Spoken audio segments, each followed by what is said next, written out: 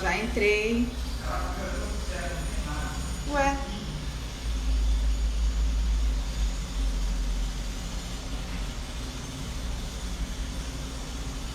A câmera tá ao contrário. Ah, tá.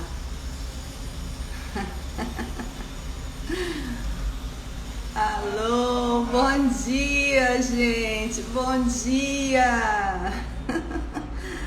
Amém. Muito bom dia para todos. Que alegria estarmos aqui mais uma quarta-feira começando essa live abençoada. Gente, a gente orou, se preparou para essa live porque a gente entende que ela é muito importante, né? Um tema bem sensível, né? Que tantos irmãos sofrem, né? Com essa realidade, enfrentam essa realidade, é uma luta, né? O jugo desigual. E a gente quer falar sobre isso. Para isso eu convidei meu esposo, tá? Para estar acrescentando aqui conhecimento, porque vamos falar da nossa vida, né? Daquilo que nós vivemos. E você é muito bem-vindo. Eu espero que a gente possa compartilhar esse conhecimento e acrescentar e edificar a sua vida com aquilo que a gente vai compartilhar aqui, guiados pelo Espírito Santo. Eu creio que o Senhor está nos guiando. Então eu vou convidar aqui meu marido para entrar. Vamos ver aqui. Deixa eu convidá-lo. Já mandei. Vê aí se chegou. Bom dia, gente. Bom dia para todos. Que bom que você está aqui nessa manhã. Será que estou mandando coisa certa? Será que é aqui? Não. Aqui. Não. Gente, eu tô aprendendo ainda a fazer live, sabe?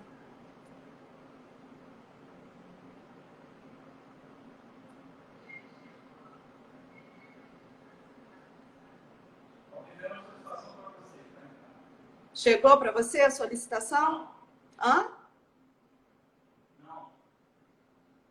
Não está conseguindo participar. Chegou aqui para mim um aviso que você não está conseguindo participar. Aceitou?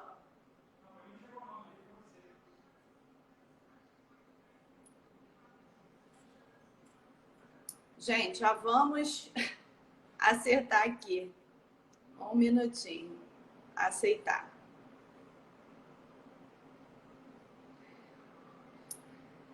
Chegou aí, amor, agora?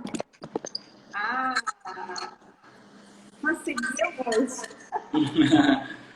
Bom dia a todos, bom dia. Desculpem aí os problemas técnicos, né? Como a Marcela já falou algumas vezes, nós estamos ainda aprendendo a navegar nessa tecnologia das redes sociais, né? Não é muito a nossa prática, né? Eu me chamo Carlos Dantas, sou esposo da Marcela Dantas, né? E junto com ela nós fundamos o Ministério Agentes do Reino, né? Que vocês já estão tendo algum contato. Uma escola de treinamento dedicada aí a treinamento de pais, líderes, mas principalmente jovens e adolescentes, né? E prepará-los para enfrentar essa contracultura contra o reino de Deus que vem atacando tanto nossos jovens, nossos adolescentes, dentro de várias escolas, várias universidades. E nós temos essa proposta, né, de treiná-los, de vaciná-los para enfrentar todo esse trajeto tão natural na vida deles, né? Bom, dito isto, volto a palavra aí para a nossa anfitriã, a Marcela, né? E estamos aqui para compartilhar um pouco da nossa experiência de vida a respeito desse tema tão difícil, né? O jugo desigual. Marcela. Isso, então vamos lá. Vamos começar aí, gente, como a gente gosta sempre de fazer, com a palavra de Deus, né? Então, o texto que fala sobre o jugo desigual está lá em 2 aos Coríntios, no capítulo 6, tá? No verso 14, a partir do verso 14, que diz assim: não vos ponhais em julgo desigual com os incrédulos, porquanto que sociedade pode haver entre a justiça e a iniquidade? Ou que comunhão da luz com as trevas? Que harmonia entre Cristo e o maligno? Ou que união do crente com o incrédulo? Que ligação há entre o santuário de Deus e os ídolos? Porque nós somos santuário do Deus vivente, como ele próprio disse: habitarei e andarei entre eles, serei o seu Deus e eles serão o meu povo. Por isso, retirai-vos do meio deles, separai-vos, diz o Senhor. Desculpa, gente. Não toqueis em coisas impuras, e eu vos receberei. Serei vosso pai, e vós sereis para mim filhos e filhas, diz o Senhor dos exércitos. Amém. Palavra do Senhor. Então, gente, jugo desigual. Esse é o nosso tema de hoje. O que é um jugo desigual? Jugo desigual, jugo, né? Jugo era uma madeira, né? Uma barra de madeira que servia para unir dois bois, tá? Para fazer o trabalho do campo. Arar uma terra, né? E para otimizar esse trabalho, colocava-se dois bois para fazer juntos. E para isso, unia-se esses dois bois com uma barra de madeira ligada ali pelo pescoço deles. Quando acontecia de um boi ser maior do que o outro, ou mais forte do que o outro, isso inviabilizava completamente o trabalho. Porque um ia acabar sendo mais rápido, ia trazer um desequilíbrio, ia inviabilizar o trabalho. Então, Paulo, ele usa essa figura do jugo, né? E diz assim: não vos ponhais em jugo desigual. Por quê? Porque vocês vão abraçar uma tarefa que vocês não vão conseguir fazer, não vão conseguir realizar juntos.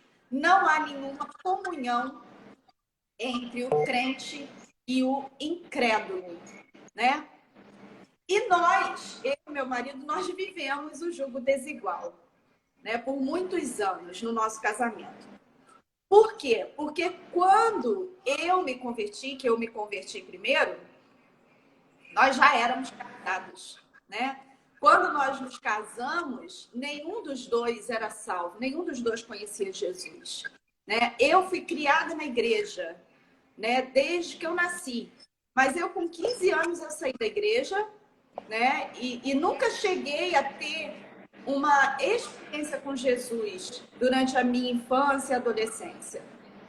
Não uma experiência de salvação. Eu tive até algumas experiências, mas não de salvação. Então, quando eu me casei com o Carlinhos, quando nós nos casamos, nós não conhecíamos o Senhor. E eu só fui ter essa experiência de conversão quando nós já tínhamos 4 anos de casados, né? Isso foi no 1996, né? Que nós nos casamos. E eu só conheci Jesus no ano 2000. E eu estava grávida do nosso primeiro filho, né? E eu acredito, de todo o meu coração, que foi propósito de Deus isso, nos unir. Porque da forma como eu me converti, se eu tivesse me convertido antes de conhecer o Carlinhos, a gente nunca ia se casar, porque eu nunca ia me envolver com uma pessoa que não fosse cristã, né? Porque quando eu me converti, foi uma coisa assim, bem arrebatadora, e eu não ia de forma nenhuma aceitar um marido que não fosse crente. Então, por isso, eu acredito que Deus só me chamou mesmo depois. Porque Deus junta, né? Deus une propósitos. E havia, sim, uma intenção de Deus em nós estarmos juntos, caminhando juntos, né? E a prova disso é que nós estamos aqui agora liderando esse ministério. Então, quando eu só fui conhecer Jesus quando já estava casada. Mas e aí agora, né? Eu passei a ver o jugo desigual porque já estava casada, não tinha como eu agora mudar essa realidade. E veja, que Deus esperou ainda eu engravidar. Porque eu acredito, sinceramente, irmãos, que se Deus me chama antes de eu engravidar, talvez o casamento não tivesse resistido. Porque foi muito difícil. Foi muito difícil viver o jugo desigual, né?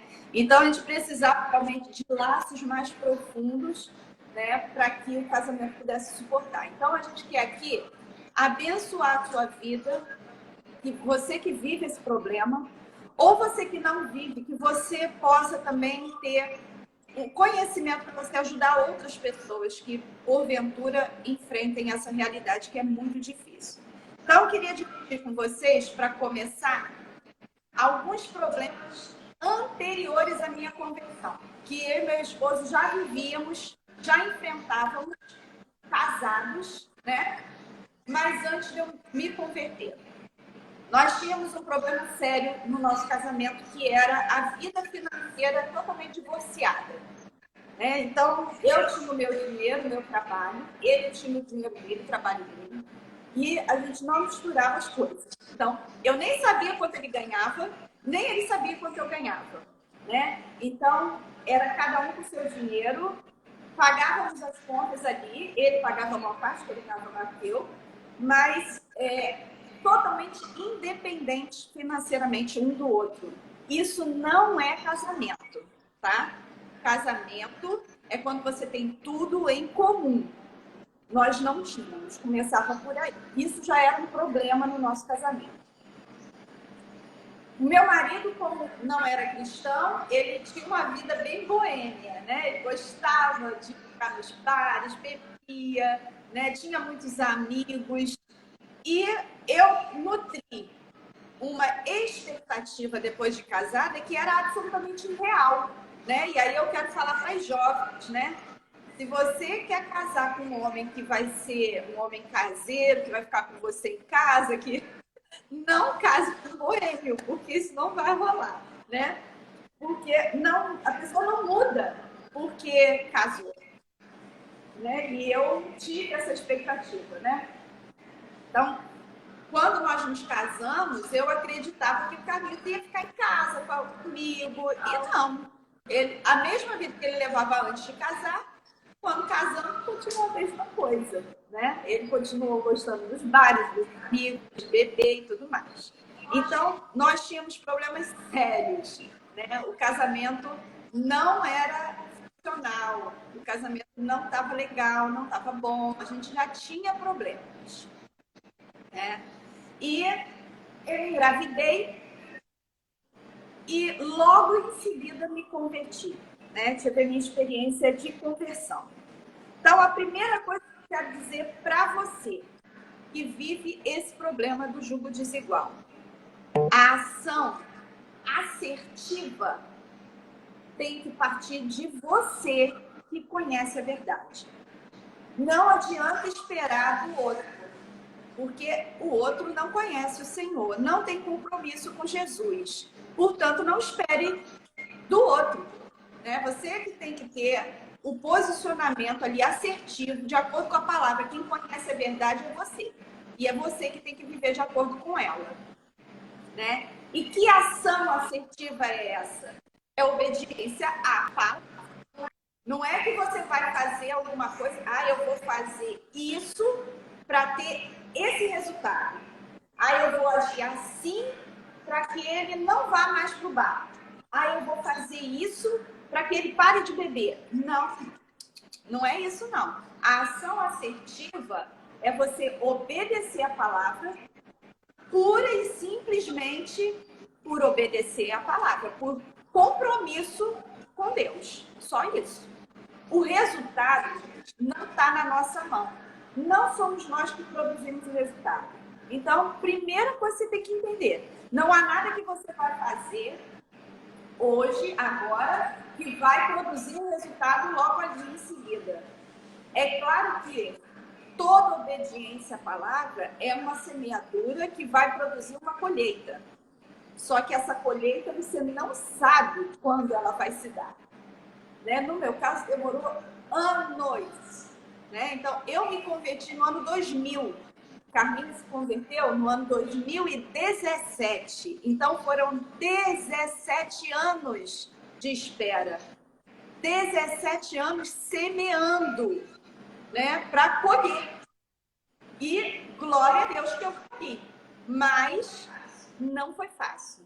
Não foi fácil. Então, o que eu quero dizer para você, que você ainda não casou, não case com jogo desigual. Se você conhece a palavra, se você conhece a verdade, se você conhece Jesus e você casa em jogo desigual, você está em desobediência à palavra de Deus, né? Você não pode fazer isso. Você tem que obedecer ao Senhor. Agora, se você casou antes de conhecer Jesus e agora você se converteu, como foi o meu caso, e agora você vive desigual, creia que Deus é poderoso, creia que Deus é bom e faça a sua parte. Você vai precisar obedecer ao Senhor. No caso de mulheres, como é o meu caso, submissão ao marido. Ah, Marcela, mas o marido não é crente. Como que eu vou me submeter ao marido que não é crente? Da mesma forma que você se submete ao marido crente. Obedeça, se submeta, né? E isso não por causa do marido, mas por causa do Senhor. Você está se submetendo ao marido por obediência e por amor a Jesus, né? E é difícil? Ai, gente, às vezes é muito difícil. Às vezes é muito difícil. Muitas vezes, assim, você vai chorar, você vai sofrer, mas vale a pena. Eu quero te encorajar, mulher. Obedeça. Se submeta. É claro que no casamento, o homem, ele é o cabeça. Isso não quer dizer que você, mulher, não tem voz, que você não participa de nada. Não é isso, não. O casamento é um conselho, né? A formação ali de um conselho. Pensa no conselho de uma igreja ou no conselho de uma empresa, né? É um conselho ali, uma liderança. A liderança do homem com a mulher. Só que, assim como numa igreja ou como numa empresa, alguém vai ter que ter a palavra final. Certo? Tem ali uma reunião de conselho, de líderes. Olha, tem essa questão aqui que a gente precisa tratar. Tá, cada um vai dar uma opinião, cada um vai traçar uma forma ali de resolver o problema. Tá, depois que todo mundo dá a sua participação, quem tem a palavra final? Quem está no topo da hierarquia. Né? O problema do nosso mundo de hoje é que as pessoas odeiam a hierarquia. Porque essa cultura que está aí fora é uma cultura que despreza a hierarquia. Então, no casamento, assim como em qualquer relação, há uma hierarquia. Né? Alguém que vai ter a palavra final. E no caso da família, quem Deus determinou que tivesse a palavra final é o homem. Qual é o problema, gente? Qual é o problema? Né? Se todo mundo ficar reivindicando a palavra final, o nosso mundo vira um caos. Então, alguém tem que ter a palavra final. No caso da família, é o homem. Então, a mulher vai sentar com o homem, vamos discutir, vamos resolver o que a gente resolve no caso da educação dos filhos, no caso da vida financeira, enfim, qualquer que seja a situação. Mas quem tem a palavra final? O homem. E ele acha também com essa responsabilidade. Né? Então, é preciso esse passo de cada mulher em se submeter ao seu marido em obediência ao Senhor, a Deus. Você faz isso por amor e obediência a Jesus. E eu fiz isso muitas vezes. E muitas vezes, eu acho que eu já até compartilhei isso, né? Tive que ir, por exemplo, para danceteria, boate, shows, né? Em oração. Muitas vezes Deus me livrou, né? Mas teve vezes que Deus não livrou e eu tive que ir. Né? E o marido chegava em casa com um convite, vamos embora, porque ele queria ir. E eu podia dizer, não vou, sou crente, não vou num lugar desse. Mas olha a crise que eu ia provocar dentro do casamento. Né?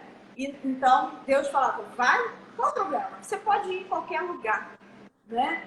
E eu ia, sentava na minha cadeirinha, ria, sorria para todos os amigos, tratava bem todo mundo, não ficava de cara amarrada, né? Sorria, só que eu não participava da festa, entendeu? Mas eu estava lá com o meu marido. E ele podia dançar, ele podia fazer o que quisesse. Eu ficava ali na minha, rindo, né? E ali, em oração, em espírito de oração. Me submetendo. Muitas vezes foi muito difícil, gente, mas é fundamental que você faça isso, mulher. E o homem, a mesma coisa. Né? Você que é homem, é cristão, tem uma esposa que não é cristã, né? E você está aí vivendo o jugo desigual, você precisa amar sua esposa. Né? Amar sua esposa como Cristo amou a igreja. Você precisa estar disposto a se entregar por ela, a morrer por ela, fazer qualquer sacrifício por ela. Porque Cristo fez isso. Para Cristo não houve limites, né? Para o nível de sacrifício que ele estava disposto a fazer pela igreja. Então, homem, é contigo. Você vai ter que estar disposto a sacrificar qualquer coisa pela sua esposa. E começar a mostrar para ela o amor de Deus, né? Através da sua vida. E é a mesma coisa a mulher. Então, eu queria agora perguntar para o nosso convidado, né, passar a palavra para ele, queria perguntar para o Carlinhos assim, como foi para você, amor? Como foi para você? Como você se sentiu, né, quando eu me converti? Né, quando, de repente, eu mudei, né, porque eu mudei bastante, eu me lembro que eu mudei bastante. Como você se sentia quando eu ia para a igreja? Fala aí pra gente. Bom, como você já bem testificou aí a nossa vida né, pré-conversão, já não era difícil, né? Nós casamos, o amor sempre teve presente. Mas o que acontece? Mundos diferentes, já eram um pouco diferentes, mas não totalmente consolidados, que isso veio acontecer com a sua conversão. Quando você se converteu em 2000, meu primeiro pensamento veio na cabeça foi assim, bom, agora muito provavelmente vai ser o fim. Né? Muito provavelmente vai ser o fim, porque são mundos diferentes, valores diferentes, ideias diferentes, pensamentos diferentes, vida social diferente. Você não consegue concatenar um mundo com o outro. Por isso é tão, mais do que bíblico, é uma experiência de vida, né? Que eu testemunhei, você testemunhou, como é tão diferente, como é tão difícil, como é muito desgastante, tanto emocional quanto relacional, você ser uma pessoa que é cristã, uma pessoa que caminha na fé, caminha no caminho de Jesus, e você tem como o seu cônjuge, homem ou mulher, que não caminha junto com você. Isso já é mais um princípio bíblico de que Deus coloca alguém para você se apoiar, são sempre dois, tem alguém para você se apoiar. Se não convive, não compartilha esse caminhar com você, você já perde aí esse amparo, né? Mas, enfim, como me senti? Né? Como me senti? A verdade é que hoje, com o tempo, o Espírito Santo vai te tocando e você vai vendo como não existe vitória quando você, nesse exemplo que você deu, por exemplo, quando eu conseguia te convencer a me acompanhar a uma festa, a um show, a uma boate. Não existe vencedor, porque, para tentar exemplificar aqui, acho que todos vão entender bem, todo mundo deve conhecer aquela brincadeira do cabo de guerra, né? Precisa no mínimo 2. Né? Você tem uma linha que delimita um campo, suposto campo para você defender, e o seu adversário tem um campo dele. Então, cada um vai puxar e vai perder o que você for atraído para o seu campo, né? Você que puxar o adversário para o seu campo e pensa aquela linha, aquele marco, é o suposto vencedor da brincadeira. Na brincadeira, tem um vencedor e tem um derrotado. Na vida real, não existe. Porque, apesar de você ter convencido, todas as vezes que eu te convenci, eu te causei esse mal. Apesar de eu supostamente, na minha análise, eu te convenci, convenci a Marcela a ir comigo, legal, ela vai comigo no show, ela vai comigo na boate, ela vai comigo no barzinho, sabendo eu que você não gosta. Eu sei que você não gosta, você não é desse mundo, desse tipo de relacionamento, mas você foi em amor e respeito ao nosso casamento, você foi. Mas, às vezes, para mim, pouco importava. E, às vezes, quando você também ganhou a brincadeira do cabo de guerra na vida real, quando você me convenceu a ir para a igreja, você também não saiu vitoriosa. Porque eu também ia com a cara emburrada, eu não estava com a menor satisfação, não estava sentindo o menor prazer de estar ali. E isso causa vários efeitos, várias consequências. Quando você vai para um lugar que você não está a fim de ir, você sabe que aquilo ali não é uma coisa que você gosta de fazer, você já se sente refratário àquilo, você não é receptivo àquele lugar se torna um lugar ruim para você, mesmo sendo uma igreja na minha época, porque não era do meu mundo. Então você tem relacionamentos diferentes querendo juntar num relacionamento onde não existe o quê? Cumplicidade. Você não tem cumplicidade nem quando você está avançando para o lado do seu cônjuge e nem quando o seu cônjuge avança para o seu.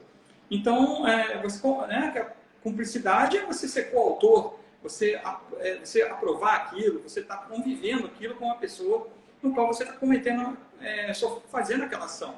E não existia isso. Você estava ali de corpo presente, mas seu coração, sua alma estava longe. Né? E isso é muito ruim. Então, não cometa esses erros. Se você convive, segue já na fé, segue o caminho de Cristo, se relacione com quem segue esse caminho.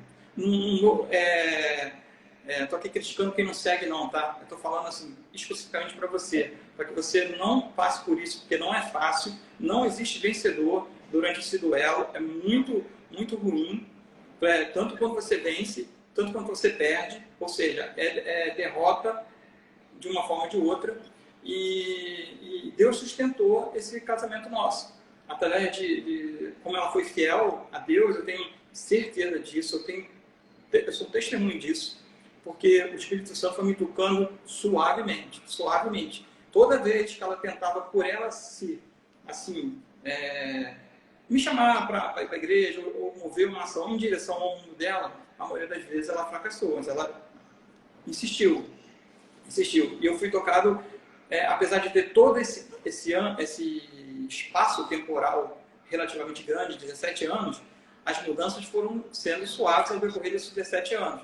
Não é? Alguns pontos ela tem bem, só lá no Marcos, em nossa vida conjugal, né? Que ela começou a reparar sutis diferenças, e às vezes diferenças até muito notórias ao longo desses anos, né? Porque, por exemplo, no final da minha conversão, eu já não bebia mais, né? Quando nós casamos, eu fumava e bebia, e vivia a minha vida boêmia, né? Então, cada vez que ela ia para a igreja, eu me achava também automaticamente justificada a minha ausência dentro de casa para mim ir para a rua também, para ficar o dia todo em bares, com meus amigos e tal. Então, quer dizer, o casamento se dilui, cara, ele vai se dissolvendo, ele vai acabando, é uma vida sem um relacionamento conjugal, assim, a ponto assim, de final de semana. Cada um estava num horário, eu ficava lá tinha meus horários lá eu tinha um horário de ir para o bar para encontrar com os amigos, que a gente combinava o horário, então todos se encontravam. Só apenas ilustrar um exemplo, né? Para a gente ter uma dimensão disso. E a gente tinha um horário lá e eu tinha um horário para chegar, mas tinha horário para sair. Se o papo tá bom, vamos emendando, né? Eu acho que muita gente entende, sabe o que é isso. E eu gostava muito daquilo ali. Eu ficava orbitando naquele mundo ali, preso naquilo ali. E quem quiser se relacionar naquele mundo, amém. Procure uma pessoa que conviva, que goste também desse mundo, e vão ser felizes. Agora, misturar isso aí é água com vinho, é muito complicado, é muito desgastante. Acho que Deus sustentou nosso casamento e fui fiel aí, a tua fé também me tocou sensivelmente no decorrer desses anos, né? E isso é muito claro para mim, né? E é isso, acho que é muito difícil, tá? Tanto para quem, no seu sofrimento, que você bem testemunhou aí, como para mim também, porque eu sabia que você te arrastava ali meio que quase à força, porque você tinha ali aquele sorriso de margarina ali, mas que por trás daquilo ali tinham fortes discussões, fortes desgastes de convencimentos que, na verdade, nunca se concretizaram. Nunca um convenceu o outro. Pelo menos ali pelo casamento.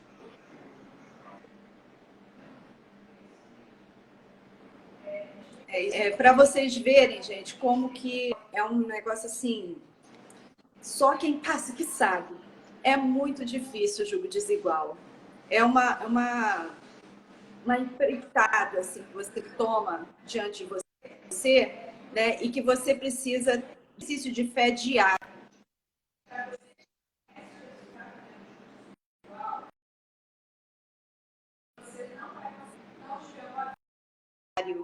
Né? Para você que conhece profunda, né? O quanto mais profunda você conseguir, né? Ter, né? De meditação na palavra, de oração, de jejum, porque é muito difícil. Meu marido é um marido bom, ele sempre foi um homem bom, né? E mesmo assim é uma coisa muito, muito difícil, porque como ele disse, são mundos totalmente diferentes. São mundos diferentes.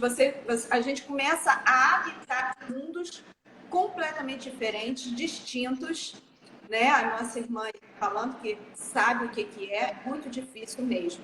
Mas eu quero também te encorajar, dizer para você que ainda que seja muito difícil, vale a pena confiar em Jesus, vale a pena investir no seu casamento, né?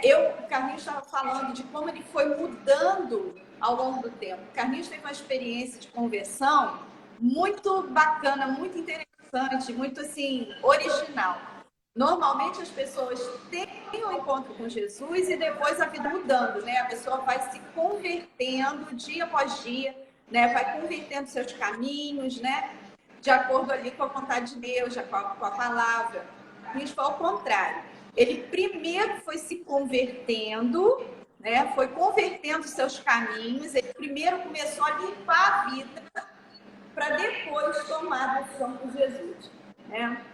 E para cada um é uma experiência diferente, né? A experiência com Deus. E o Carlinhos foi assim. Então, eu pude suportar, né? Esse tempo todo, esses 17 anos, porque também eu via, né? Aos poucos eu fui vendo, fui colhendo, cada dia uma coisinha que mudava, né? Ontem a gente estava conversando sobre esse assunto para se preparar aqui para a live, né? E aí a gente começou a lembrar de várias coisas. E aí a gente estava lembrando, por exemplo, da primeira vez que ele foi na igreja e que foi de boa, que foi assim, sem tromba, sem má vontade, né? E a gente lembrando, poxa, você lembra? Eu tenho tudo anotado, né, gente? Não sei se já falei aqui que eu faço registro de tudo. E olha como isso é bom, né? A gente depois pode reviver, né, aquela situação. E eu tenho registro de quando ele foi a primeira vez, eu tenho registro de quando ele foi a primeira vez de má vontade, depois foi a primeira vez de boa vontade, como que Deus foi mudando, foi mudando. Eu me lembro quando o Carlinhos parou de beber. Olha, quem conheceu o Carlinhos sabe, né? Quem conheceu o Carlinhos antes de se converter pode dizer. A pastora Elaine entrou aí, estava falando, né? Não sei se ela ainda está, mas ela foi uma que foi testemunha disso, né? Letícia também entrou nessa cunhada, que conhece a gente desde que nós éramos namorados, né? E como que o Carlinhos bebia, gente, era um negócio real, vocês não têm noção. Ele bebia muita cerveja, era muito, muito, muito, muito, muito. Então, parecia assim, uma coisa impossível o Carlinhos parar de beber, não é, Letícia? Letícia está aí falando. Era uma coisa impossível.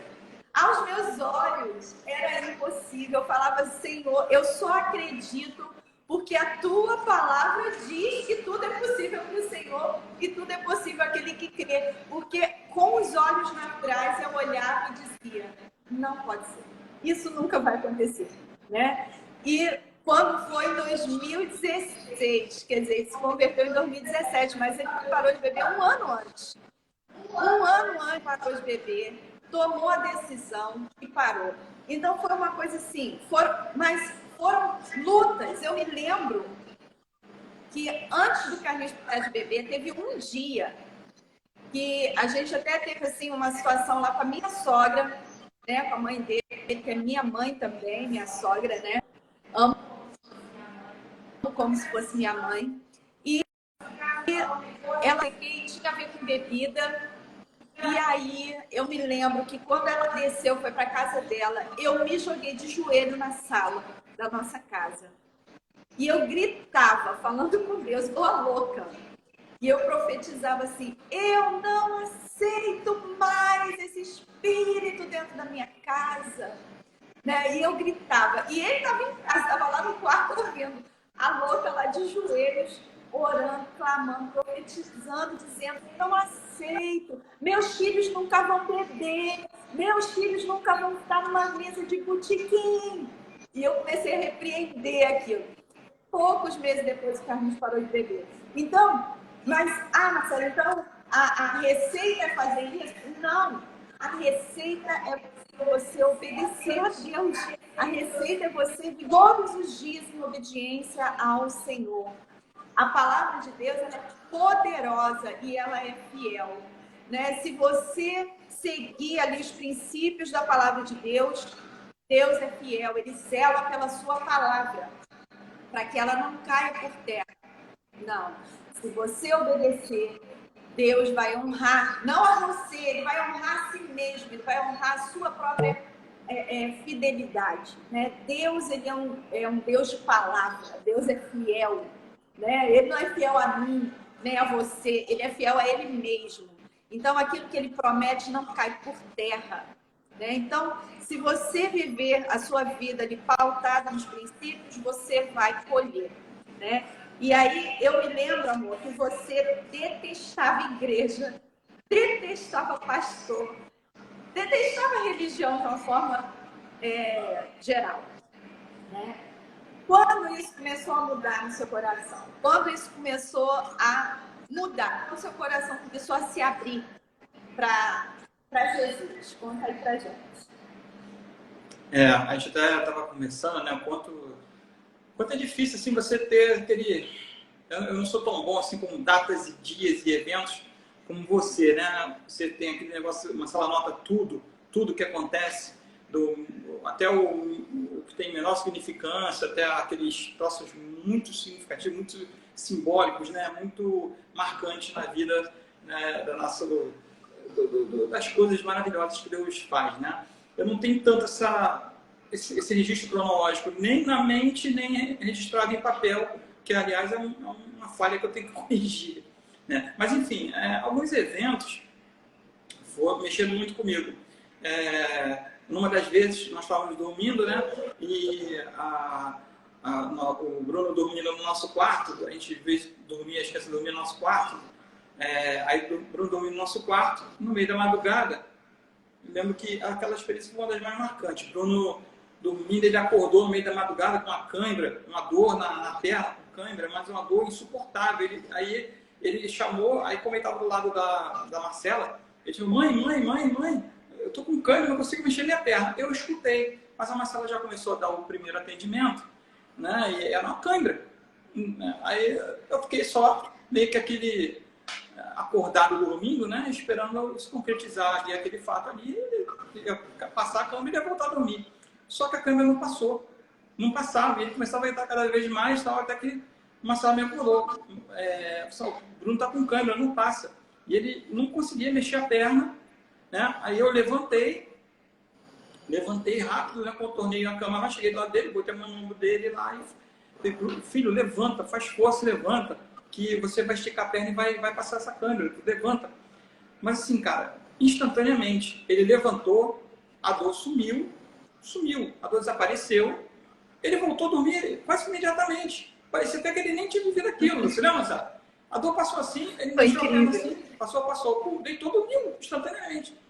E aquilo ali ficou marcado, esse fato ficou marcado, assim, acho que foi a primeira grande experiência que eu tive, assim, de... Não, assim, pra mim até ali tinha passado. Foi uma coisa normal. Eu levantei ele e ajudei a levantar e a câmera passou. Quando foi de manhã, você quando fomos tomar café da manhã, né? Você falou que Deus tinha falado para você e tinha falado assim, Deus falou isso, tinha dado essa mensagem para você. Eu falar para ele que assim, se o pai levanta o filho, se o pai não ergueu o filho cai. vai cair. Só o pai pode erguer o filho. Nesse caso, o pai, eu. E aquilo entrou na minha mente. Eu comecei a pensar, né, um pouco naquilo, refletir. E no decorrer desse período, você vinha, já que você tentava me levar para a igreja desde criança, né? Eu já te dava logo um não definitivamente, né? Eu estava fazendo também MBA na época, né? Tinha estudando bastante corrido, e você tentava convencê-los e nunca conseguiu. E o Bruno já estava também numa idade meio rebelde, né? E até que num dia você falou, olha, vai começar o estudo da Bíblia na igreja. Vamos lá, filho, vamos lá, tal. Aí ele ele falou que não ia. Tipo assim, não, então não vou não. Às vezes ele respondia também assim, eu acho que eu vou. Quando chegava na hora de ir, não vou não. Desistia, né? E aquilo me lembrou, me tocou. Você vê como o Espírito Santo vai tocando você por dentro assim, na hora de agir, né? Aí eu lembrei daquilo, assim, né? Se o pai não levantar o filho vai cair. O filho cai. Né? E do nada me deu esse start, isso é uma das coisas que eu lembrei quando senti do Espírito Santo mesmo tomar aquela ação. Eu falei assim, se eu for com vocês vão? Na hora eles aceitaram, né, Marcelo? Na hora eles aceitaram, né? De boa, foram de boa. Então eu acho que ali foi um marco inicial de começar a ir com a igreja não com prazer, não cria aquela vontade espontânea, né? Como lentamente. Mas eu já não ia com raiva, eu não ia refratário, eu não ia com um ambiente que, para mim, eu vou para aquele ambiente chato, hostil, desagradável, que torcendo para que acabe logo. Não, eu estava ali, comecei a ir também por causa dos meus filhos e tinha que transmitir isso para eles, que eu estava ali num ambiente de satisfação, porque eles também não estavam ali morrendo de vontade de ir. Então, começamos ali a ter esse contato. Eu acho que também Deus coloca as pessoas certas no momento certo, né? Não estou aqui desfazendo de nenhum pastor, pelo amor de Deus. Mas, assim, tem momentos que te coloca no momento que você está, como você não estava mais refratário, e colocou pessoas assim que eu achei assim, tive muita empatia logo de cara, que é o meu pastor até hoje, o pastor Silfarne, né? O pastor Oldson, né? Eu tive contato com eles, assim, e a forma... na verdade, talvez não seja a forma que ele fala, é a forma que Deus te preparou para você ouvir. Entendeu? E foi muito bom. E aí foi. Demorou, né, Marcelo? Demorou alguns anos, não foi instantaneamente, né? Isso nós estamos falando de 2012. Eu fui aceitar Jesus definitivo em 2016 e fui me converter em 2017. Mas a partir de 2012, teve aí um gapzinho de acabar na escola da Bíblia. Eu ainda ficava ia em alguns cultos em outras igrejas, mas não...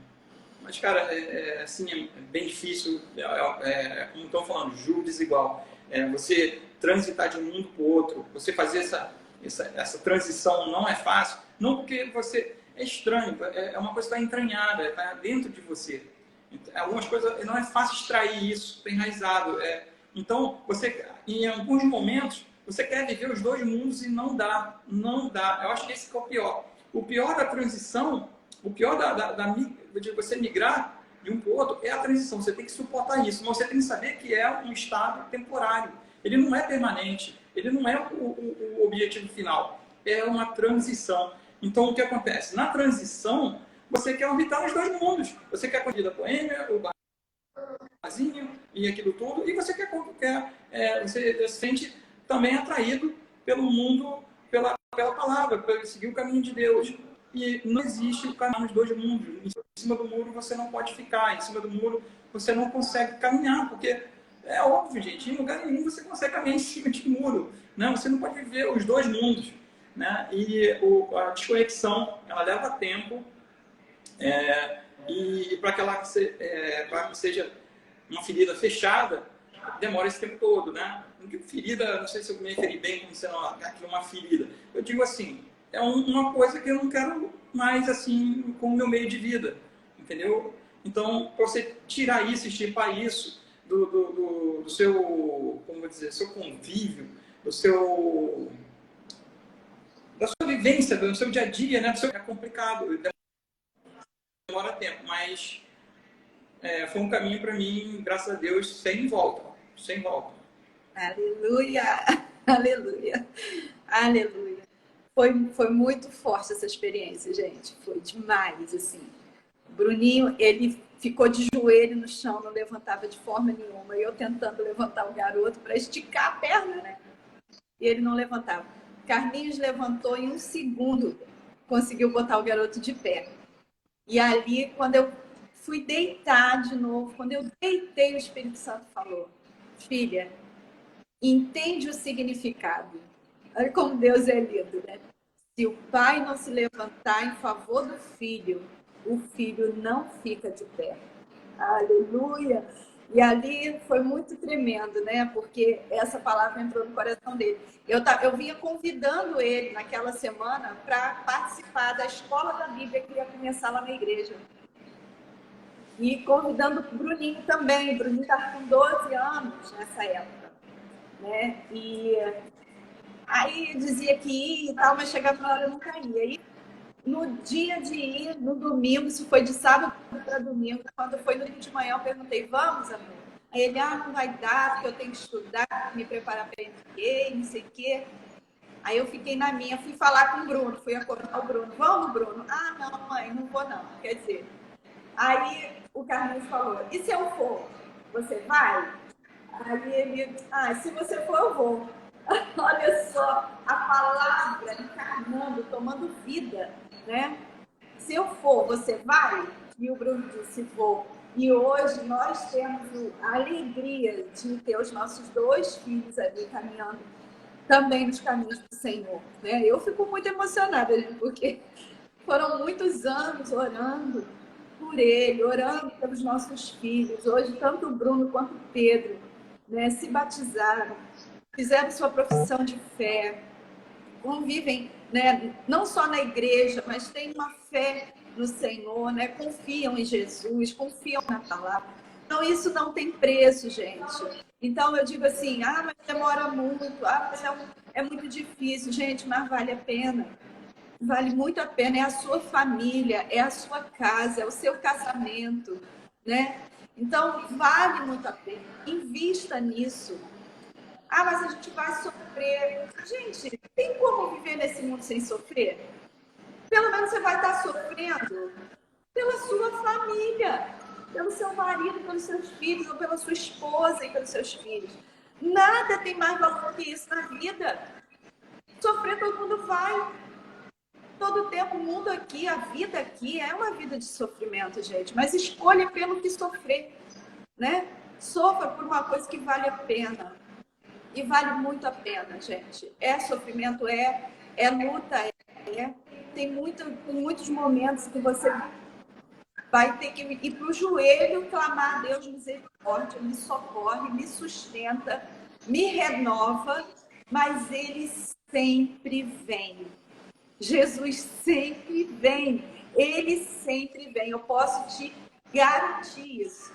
Ele sempre vem. Vem com renovo, vem com força, vem com alegria. No meio dessa luta toda, você vai ter momentos de muita alegria, porque Ele faz assim. Então, gente, a gente já está partindo aqui para o final da nossa live. Eu espero de coração que a gente tenha conseguido assim, transmitir para você, aqui compartilhando da nossa vida, da nossa história, né, os princípios mais importantes que você precisa seguir, né? Você que está vivendo um jogo desigual. Ame de todo o seu coração o seu cônjuge, tá? E esteja disposto a morrer por ele. Que isso é que é evangelho. É você estar disposto a morrer pelo outro. É você estar disposto a se sacrificar, né? Isso é cruz, isso é carregar a cruz, isso é evangelho, né? E obedeça. Faça o que a palavra manda, né? Então, não tenha medo, porque eu sei que às vezes dá medo, porque às vezes você pensa assim: poxa, mas se eu obedecer, eu vou me dar muito mal, né? Porque às vezes dá essa impressão. Não, se eu fizer isso, aí é que ele vai mesmo aprontar, ou aí é que ele vai. Você pensa que é assim, mas não é. Não é. Confie em Deus. né? Entrega na mão dele, obedeça e descansa, né? Descansa em Deus, ele vai fazer a obra. Tá? Eu creio de todo o meu coração que nós passamos por toda essa experiência para que a gente pudesse estar aqui hoje dividindo ela com você, para que você se sinta fortalecido aí na sua luta também, né, amor? Claro. Para que você possa continuar firme aí, confiando no Senhor. Então, vou deixar o Carlinhos encerrar, deixar ele falar, porque eu gosto de ouvir ele falar. E vamos encerrar aí a nossa live, tá bom? Muito obrigada pela sua presença, tá bom, gente? Encerra aí, amor. Bom, acho que, Marcelo, você concluiu bem, tem um pouco a acrescentar. É isso, é encorajar, a palavra que eu queria deixar é essa, né? Esse verbo. Eu queria te encorajar, seja resistente, seja fiel, confie em Deus, que Ele age, né? Ele vai atrair, se for, para resolver se esse for o caminho que Ele deseja, claro, né? Mas o Espírito Santo faz a parte dele, né? A Marcela fez a parte dela, confiou, como ela já testemunhou, não quero ser repetitiva, eu não orbitava nesse mundo, eu não conhecia a palavra de Deus, para falar a verdade, eu não queria entrar nesse mundo, tá? Fui tentado, fui desafiado por ele o tempo todo. E hoje nós somos um só. Mas é isso. Amém. Glória a Deus. Gente, muito obrigada. Isso, seja resistente, persistente, seja perseverante, né? A palavra de Deus diz que é na nossa perseverança que ganharemos a nossa alma, né? A nossa salvação, ela depende de perseverança. E a sua família depende da sua perseverança, meu irmão, minha irmã. Não desista do seu cônjuge, não desista do seu casamento, dos seus filhos, da sua família, mas persevera, né? E seja obediente ao Senhor. Não tenta resolver na força do seu braço. Você não vai salvar ninguém, porque ninguém salva ninguém, só quem salva é Jesus. Então, você só tem que fazer a sua parte, obedecer, né? Você só tem que obedecer Jesus com seu coração assim, bem livre, leve, íntegro, né? E deixar que ele faz o resto. Se você confiar, se você soltar, né? Porque às vezes a gente quer fazer, a gente é que quer resolver o problema. E enquanto você está tentando resolver o problema, você está tirando de Deus, né, esse lugar. Deixa ele resolver o problema. Se você falar, Senhor, eu vou entregar para o Senhor. É o Senhor quem vai resolver.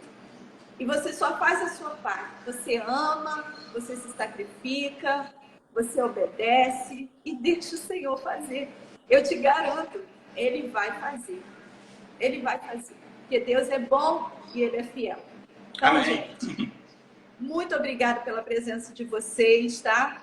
Obrigada aqui pelos comentários, pelos testemunhos. Muito Tchau, obrigada. gente. Abraço a Que todos. Deus abençoe a todos, tá? Um dia de bênção para todos. Beijo, até a próxima.